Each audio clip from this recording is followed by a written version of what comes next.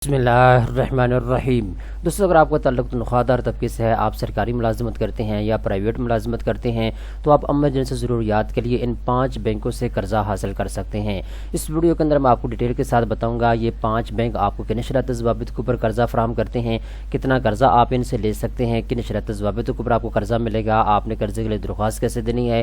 ये सारी तफसीलात इस वीडियो के अंदर आपको स्टेप बाय स्टेप फराहम करने वाला हूँ। तो चलते हैं वीडियो की तफसील में।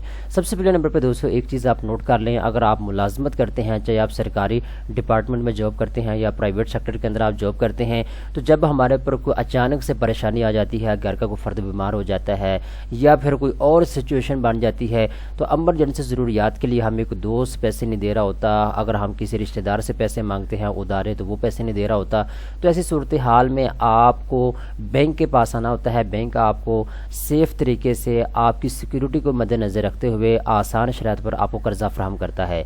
तो 5 ऐसे बैंक हैं जिनसे आप अपनी सैलरी के इवज़ कर्ज़ा ले सकते हैं। जितनी कम आपकी सैलरी होगी उतने कम आपको पैसे मिलेंगे इन बैंकों से, जितनी आपकी माहाना तनख्वाह ज़्यादा होगी उतना ज़्यादा आप कर्ज़ा ले सकेंगे इन बैंकों से। तो सबसे पहले नंबर पर जो बैंक है इसका नाम है जी नेशनल बैंक ऑफ पाकिस्तान।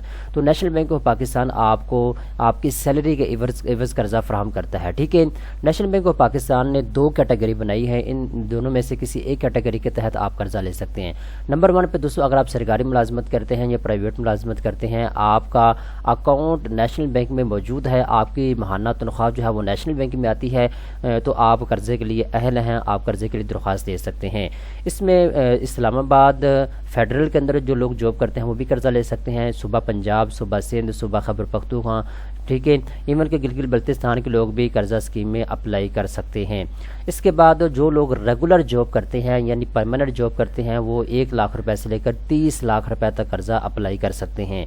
अब दोस्तों यहाँ पे एक चीज़ आपने ज़हन में रखनी है, जैसे कि मैंने आपको बताया है, ये आपकी तनख्वाह की वजह आपको कर्ज़ा मिलेगा। फॉर एग्जाम्पल अगर आपकी माहाना तनख्वाह 30,000 रुपये तक है, तो आपको ज़्यादा से ज़्यादा जो है जो कर्ज़ा मिलेगा वो आपको 2.5 लाख रुपये या 3 लाख रुपये तक मिलेगा। ठीक है, अगर आपकी माहाना तनख्वाह 40,000 रुपये तक है तो आपको 4 लाख रुपए तक कर्ज़ा मिल सकता है।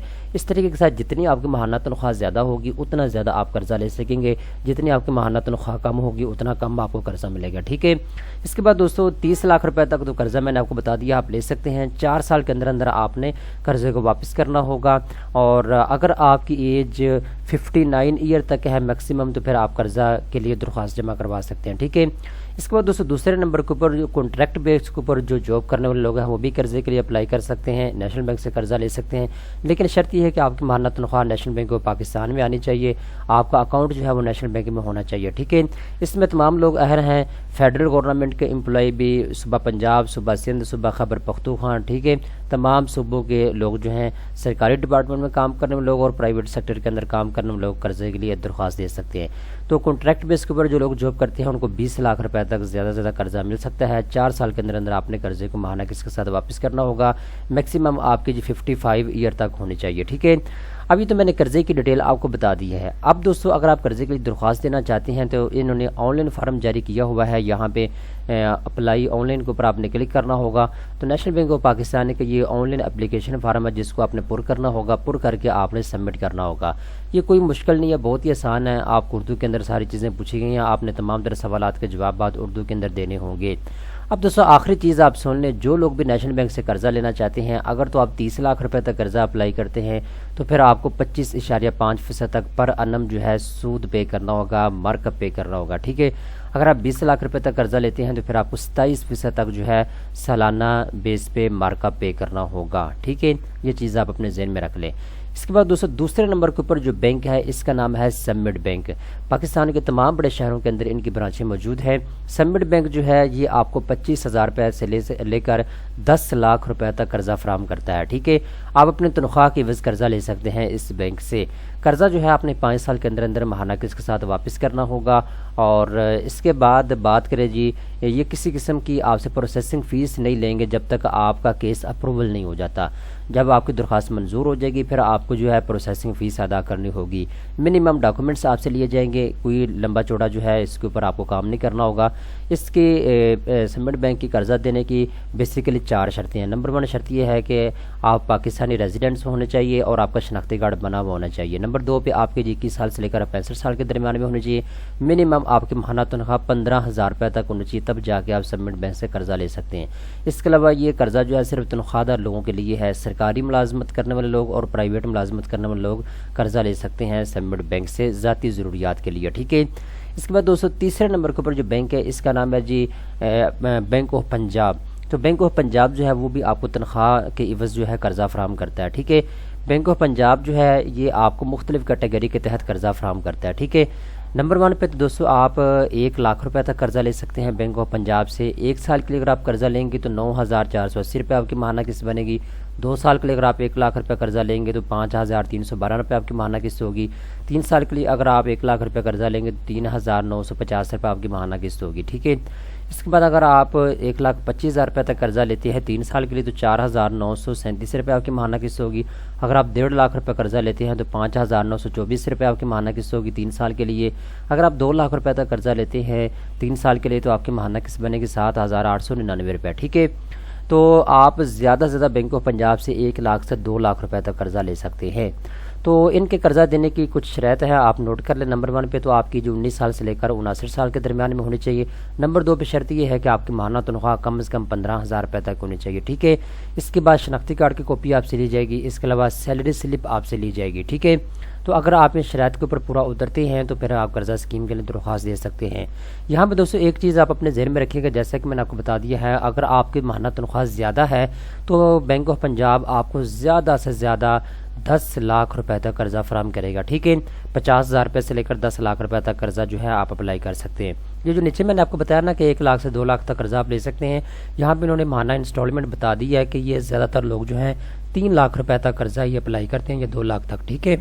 تو اس حساب سے یہاں پہ انہوں نے ماہانہ انسٹالمنٹ جو ہے وہ نکال کے دی ہوئی ہے تاکہ ایزیلی لوگ جو ہیں اس کو سمجھ سکیں۔ اس کے بعد دوستو ان کی بھی یہ بھی شرط ہے کہ آپ کی جو ماہانہ تنخواہ ہے وہ بینک آف پنجاب میں آنی چاہیے۔ اگر آپ کے پاس بینک آف پنجاب کا بینک اکاؤنٹ موجود ہے تو پھر آپ قرضہ دینے کے لیے اہل ہیں، ٹھیک ہے۔ اب دوستو یہاں پہ ایک چیز اور آپ نوٹ کر لیجئے گا، اگر آپ بینک آف پنجاب سے قرضہ لینا چاہتے ہیں تو آپ آن لائن اپلائی نہیں کر سکتے، آپ کو بینک آف پنجاب کے کسی قریبی برانچ میں جا کے قرضے کے لیے درخواست دینا ہوگی، ٹھیک ہے۔ تو یہ وہ تفصیلات ہے جو میں نے آپ کو بتا دی ہیں۔ انہوں نے مارک اپ یہاں پہ نہیں لکھا، نہیں تو میں آپ کو بتا دیتا۔ مارک اپ آپ بینک آف پنجاب میں جا کے پوچھ سکتے ہیں۔ اس کے بعد دوستو جو تیسرے نمبر کے اوپر چوتھے نمبر کے اوپر بینک ہے اس کا نام ہے جی HBL مائکرو فنانس بینک، ٹھیک ہے۔ ایک HBL کمرشل بینک ہے اور ایک HBL مائکرو فنانس بینک ہے، تو آپ نے HBL مائکرو فنانس بینک میں جانا ہے، ٹھیک ہے۔ HBL مائکرو فنانس بینک جو ہے یہ بھی تنخواہ دار لوگوں کو جو ہے ذاتی ضروریات کے لیے قرضہ فراہم کرتا ہے، ٹھیک ہے۔ اب یہاں پہ ایک چیز آپ کو بتاتا چلو، HBL مائکرو فنانس بینک جو ہے اس کے مختلف قرضہ اسکیمز ہیں، ٹھیک ہے۔ تو ان میں سے جو سیلری لون ہے آپ نے اس کے لیے درخواست دینا ہوگی۔ سیلری لون کے تحت HBL مائکرو فنانس بینک آپ کو 3.5 لاکھ روپے تک قرضہ فراہم کرتا ہے آپ کی سیلری کے عوض، ٹھیک ہے۔ اگر آپ قرضہ لینا چاہتے ہیں تو آپ کو کم از کم 20,000 روپے تک قرضہ ملے گا، زیادہ سے زیادہ آپ 3.5 لاکھ روپے تک قرضہ لے سکتے ہیں HBL مائکرو فنانس بینک سے۔ اس کے بعد یہاں پہ ایک چیز آپ نوٹ کر لیں، کچھ شرط و ضوابط ہیں HBL مائکرو فنانس بینک کی قرضہ فراہم کرنے کی۔ نمبر 1 پہ تو سرکاری ملازمین، پرائیویٹ ملازمین، NGOز میں کام کرنے والے لوگ، کارپوریٹ سیکٹر میں کام کرنے والے لوگ، اس کے علاوہ جی آرمڈ فورس میں کام کرنے والے لوگ قرضے کے لیے درخواست دے سکتے ہیں، ٹھیک ہے۔ اس کے علاوہ جی اگر آپ کے گھر کی آمدن 12 لاکھ روپے سے کم ہے تو پھر آپ قرضہ لینے کے لیے اہل ہیں۔ آپ کے شناختی کارڈ کی کاپی ہونی چاہیے، 18 سے 65 سال کے درمیان آپ کی ایج ہونی چاہیے، اور کم از کم ایٹ لیسٹ آپ کا جو ہے 1 سال اگر آپ کو ہو چکا ہے جاب کرتے ہوئے تو پھر آپ قرضہ لینے کے لیے اہل ہیں، ٹھیک ہے۔